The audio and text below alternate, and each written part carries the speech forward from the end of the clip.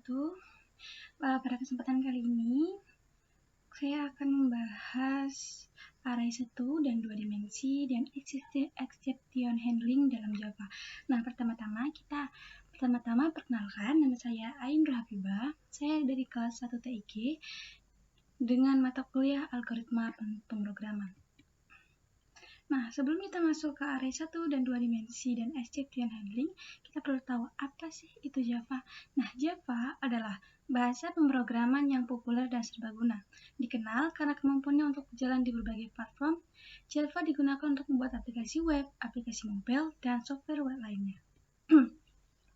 Nah, sebelum kita membuat sebuah program, langkah baiknya kita tahu apa itu flowchart. Nah, flowchart itu adalah diagram yang menggambarkan alur atau langkah-langkah dalam suatu proses atau sistem secara visual. Flowchart menggunakan berbagai simbol seperti kotak, panah, dan bentuk lainnya untuk mewakili tindakan atau keputusan dalam proses tersebut sehingga memudahkan pemahaman dan analisis. Nah, kita masuk ke dalam array.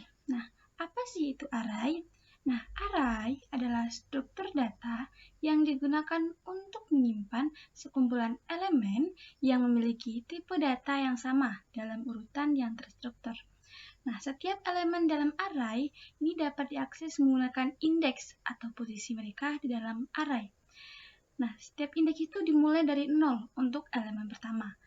Array dapat berupa 1 dimensi dan 2 dimensi atau lebih, tergantung pada kompleksitas data yang ingin disimpan. Nah, untuk yang pertama kita akan bahas tentang array 1 dimensi. Nah, array 1 dimensi adalah struktur data yang menyimpan sejumlah elemen dengan tipe data yang sama dalam satu baris atau deretan.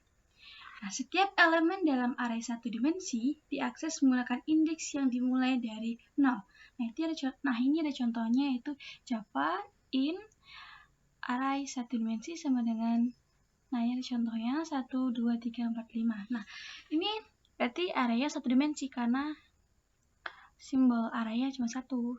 Nah, yang kedua yaitu ada array 2 dimensi. Nah, array 2 dimensi adalah struktur data yang menyimpan elemen-elemen dalam bentuk tabel atau matriks dengan baris dan kolom. Nah, elemen diakses menggunakan 2 indeks, satu untuk baris dan satu untuk kolom. Biasanya itu pakai for ya. Nih, terlihat seperti ini. Ada untuk baris, ada untuk kolom. Nah, kita bahas tentang exception handling atau error handling. Nah, exception handling ini adalah mekanisme dalam pemrograman untuk menangani kesalahan atau kondisi yang tidak diharapkan secara efektif, sehingga program dapat terus berjalan atau menghentikan eksekusi dengan cara yang terkendali. Nah, di sebagian besar bahasa pemrograman, exception handling dilakukan menggunakan block, tray, catch, and finally. Kita bahas tentang tray. Nah, tray adalah blok kode yang mungkin menghasilkan kesalahan ditempatkan di sini. Di sini nih, tray. Nah, ini dia tray. Nah, sedangkan catch adalah blok kode untuk menangani kesalahan yang terjadi dalam blok tray. Nah, dia di sini. Jadi dia akan kalau ada kesalahan dia akan langsung melempar ke dalam catch ini. Nah, sedangkan finally adalah blok kode yang selalu dieksekusi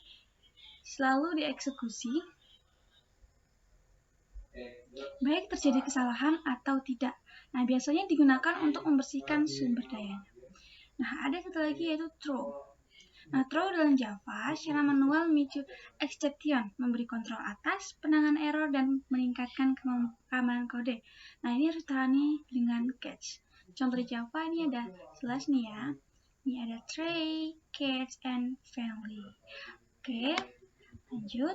Nah, kita akan bahas tentang contoh soal array 1 dimensi, soal array 2 dimensi, dan exception handling selanjutnya. Baiklah, kita akan memasuki untuk membahas soal dari array 1 dimensi dan array 2 dimensi serta soal exception handling. Nah, sebelum kita membuat program, kita harus terlebih dahulu tahu tentang flowchart ini. Nah, ini ada lambang start yaitu lambang untuk memulai, ada deklarasi, ada proses dan print atau outputnya. Ini N adalah sama saja ini, tapi ini menggunakan kondisi ya. Ini adalah kondisi. Jika I kurang dari angka .length, maka jumlah tambah 9 angka. Print jumlah angka plus increment. Tambahin 1, selanjutnya langsung ke sini. Jika I kurang dari angka .length, jika benar maka akan turun, dan jika salah dia akan end atau berhenti. Kita akan coba bahas soal satu dulu ya, array satu dimensi dulu. Nah, di sini saya sudah menyiapkan aplikasinya terlebih dahulu. Kita buka. Nah, ini saya sudah menyiapkan jawaban-jawabannya tadi array satu dimensi. Ini agar memudahkan kita mempercepat waktu, agar saya bisa menjelaskan. Di sini saya juga sudah menekan komen. Ini adalah deklarasi dan inisialisasi. In array angka sembilan 1, 2, dan 3. Ini adalah deklarasi dan inisialisasi dari arraynya. Langsung kita print aja, sistem print angka 2. Nah, ini adalah apa yang akan kita panggil. Jika angka di indeks kedua, maka yang muncul adalah 3, karena setiap indeks dimulai dari 0. Sini adalah 0, 1, dan 2. Kita panggil angka indeks kedua, yaitu adalah 3. Coba ya, kita run terlebih dahulu. Nah, soalnya 3, karena kita panggil adalah indeks kedua, itu adalah 3. Jika kita ubah ini menjadi indeks ke-0, maka yang muncul pasti adalah angka 1, karena indeks indeks ke-0 adalah 1. Kemudian tadi soal kedua adalah untuk menjumlahkan ya. Kita buka ini. Nah, sini sudah ada. Jadi ini inilah pendeklarasian dan inisialisasi array dengan 4 elemen. Ada elemen 1, ada elemen 0, elemen 1, 2, dan 3. Ini 1, 2, 3, 4, 3. In jumlah sama dengan 0. Nah, ini adalah deklarasi dari variabel jumlah. Kita menggunakan program for, looping, for untuk melalui setiap elemen dalam array angka. Ini terus kita menambahkan elemen saat ini angka indeks I ke variabel jumlah. Terus kita cetak aja. Nih, mencetak jumlah semua angka. Dan jumlah semua angka dalam array. Coba kita run terlebih dahulu ya. Nah, jumlah semua angka dalam array adalah 100. Karena nih, 10 ditambah 20 tambah 30 tambah 40 adalah hasilnya 100. Kemudian kita akan mengerjakan soal array 2 dimensi. Nah, di sini adalah perintahnya, itu adalah untuk buat matriks 2 kali 2 isi dengan nilai 1, 2, 3, dan 4. Lalu tampilkan semua elemennya. Dan nomor 2 yaitu buatlah program untuk mengalihkan setiap elemen dalam array 2 dimensi dengan 2. Coba ya. Saya juga sudah menyiapkan flowchart-nya. Nah, ini dia flowchart-nya, teman-teman. Ini flowchart soal array 2 dimensi. Ini kita menggunakan for nested, looping nested nih, ada 2 nih. Ini juga nih, ada banyak nih loopingnya. Jika start, terus kita deklarasi, di proses inisialisasi. Jika I kurang dari length nih, mas. Oke, ini dia gambar flowchartnya. Terus kita coba lihat programnya ya. Kita buat coba programnya yuk. Ini dia programnya itu. Nah, ini dia, ini kita buat package-nya, kelasnya, lalu kita gunakan main-nya. Nah, ini adalah deklarasi matriks 2 kali 2 dengan array 2 dimensi. Ini adalah untuk baris dan kolom. Baris dan kolom. Nah, ini seperti ini. Nah, ini adalah untuk menampilkan elemen terus menggunakan perulangan bersarang. Perulangan untuk baris, ya ini in I inilah perulangan untuk baris, sedangkan yang di bawah ini adalah perulangan untuk kolom. Nah, ini. Nah, sedangkan ini fungsi untuk membuat baris baru setelah setiap baris matriks. Kita coba run terlebih dahulu ya. Nah, dia seperti ini. Ada baris 1 adalah 1 dan 2, baris 1, kolom 1 adalah 1, baris ke-2 ada kolom 1 adalah 3, baris ke-1 kolom kedua adalah 2, baris ke-2 kolom kedua adalah 4. Ini dia. Nih, baris dan kolom. Ini adalah baris, dan ini adalah kolom. Ini baris nih, kolom. Oke, kemudian soal yang kedua, ini dia.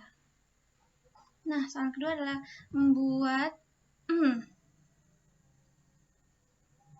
untuk membuat ini dia, untuk mengambil input. Nah, kita sini menggunakan kelas scanner nih, guys. Itu buat import Java scanner, awalnya kita import Java dulu, scannernya.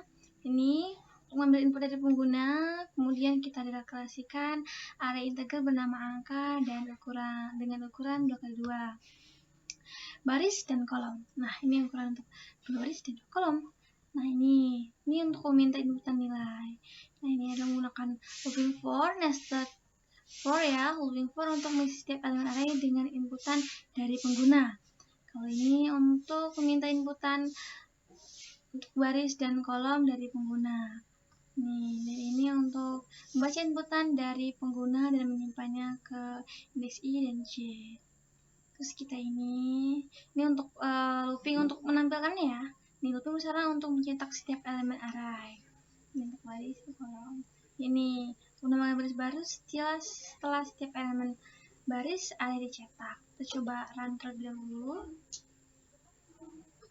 Nah, langsung ini nilai untuk baris 1 kolom 0, kolom 0 berapa? Misalnya 1, 2, 5, 3. Nah, ini nilai dalam array 2 dimensi. Ini nilai untuk baris ke 0, kolom ke 0 ada 1. Baris ke 0, kolom kedua adalah 2. Di baris, ini kolom. Baris 0, kolom ke 0, baris ke 0, kolom ke 1, baris ke 1, kolom ke 0, baris ke 2, kolom ke 1. Itu ya. Langsung kita lanjut tentang exception. Kita akan mengerjakan soal exception handling nih. Nah, kita cari soalnya, ini dia. Nah, dalam soal ini kita diminta untuk buat program yang minta input angka. Tambahkan pesan error jika input bukan angka. Yang kedua yaitu buatkan program yang akan memunculkan pesan error jika pembagi adalah 0. Kita buat soal 1, 2. Nah, saya juga udah buat jawabannya. Nih, jika tinggal lihat aja. Nah, ini dia. Nah, try apa? Untuk coba dulu ya. Try, coba. Ini kita konversi input string menjadi integer. Kita sini pakai kelas COctionP ya. Nih, kita masukkan angka. Kita masukkan angka, kemudian dikonversi dari integer string menjadi integer. Nih, nampilkan kotak dialog dengan angka yang dimasukkan. Angka yang dimasukkan, angka. Jika benar, jika salah, jika yang dimasukkan bukan angka, maka akan muncul pesan ini, error, input harus berupa angka. Kita coba terlebih dahulu ya. Nah, jika saya di sini memasukkan angka 1, maka tertulis ini, muncul angka yang dimasukkan sama dengan 1. Nah, oke. Tapi jika saya menginputkan bukan angka, maka contoh kita ini nah, akan muncul pesan error, input harus berupa angka. Nah, ini gunanya catch. Jika terjadi kesalahan error, maka dia akan dilempar ke catch. Nih, jika benar ini akan di print, jika salah ini input harus berupa angka. Kemudian ada soal kedua. Nah, ini terus ini langsung aja ya, karena pembagian tadi ya. Nih, try, kita coba dulu nih. In hasil A bagi B berapa? Simplin hasil hasilnya di sini kan. Memberikan hasil pembagian. Catch. Menangani jika terjadi error. Ini untuk menangani jika terjadi error. Untuk menampilkan pesan jika ada kesalahan. Nah, kita coba nih. A dibagi B. 10 bagi 0. Apakah bisa? Nah, tentu saja tidak, karena emang tidak bisa. 10 bagi 0 tidak bisa. Tapi coba kita ganti di sini, angkanya adalah 2. Coba nih ya. Nah, hasilnya akan 5, karena 10 bagi 2 hasilnya adalah 5. Nah, gitu dia, Trey dan Kate. Jadi kita masuk ke materi. Nah, ini tadi adalah flowchart-nya ya, teman-teman. Ini adalah flowchart dari exception handling. Sama kan kayak tadi nih, start, ada terdeteksi dulu angka dan in, terus kita input angkanya. Kalau angkanya benar, maka kita print angkanya nih ya. Kalau misalnya yang dimasukin selain angka, maka di printnya error, input harus berupa angka. Ini pesannya tadi.